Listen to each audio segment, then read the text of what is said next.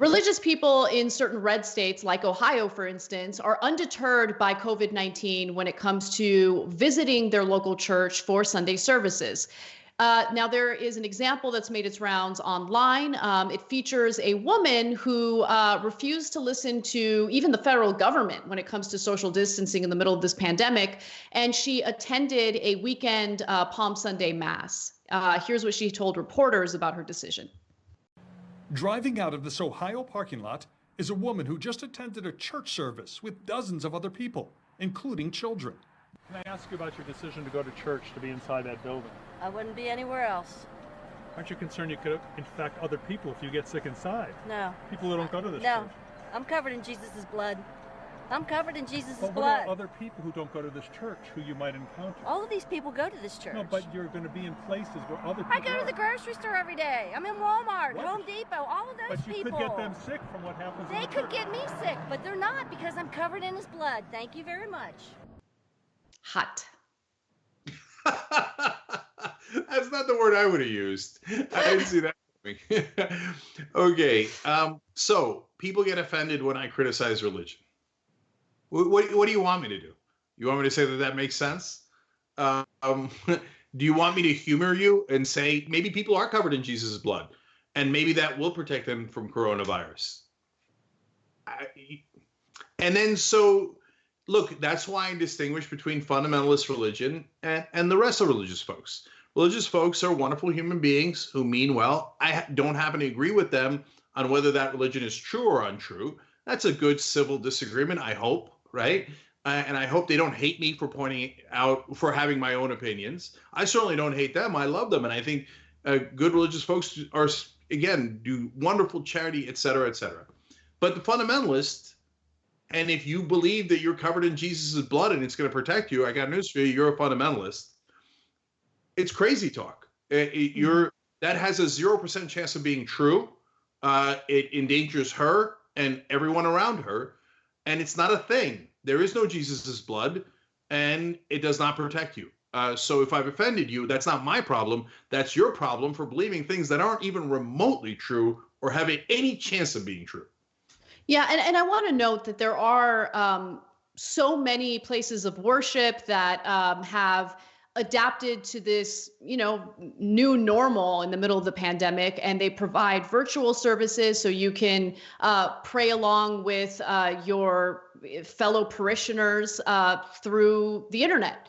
And I'm really grateful that people are thinking outside the box and, being resourceful because faith is important to a lot of people. I get it. And it's especially important at a time like now when people turn to faith to get through incredibly scary crises like what we're experiencing now. But at the same time, for the religious leaders who refuse to follow these guidelines, they're putting their parishioners' lives at risk. That woman that we heard from, she might think that she's protected by Jesus's blood, but we know the truth.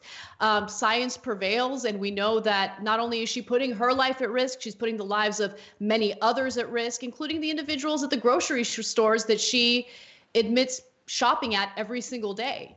So there's a level of selfishness that I don't think people like her are even aware of, that she's guilty of and she's not aware of. Yeah, and then there's the judgment of other religions. So I get to judge any religion I like because I don't believe any of them. And I'm equal opportunity about it, and I don't discriminate.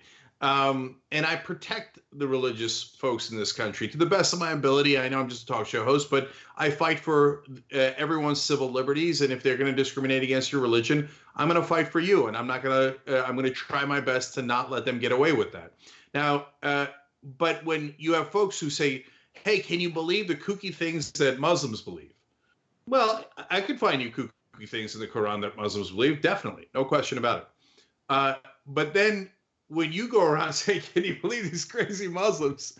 They believe these crazy things. I obviously don't believe that because I'm covered in Jesus's blood.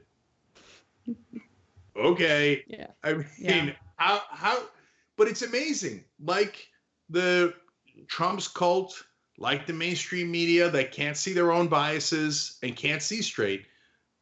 She thinks that's the most rational thing anyone's ever said.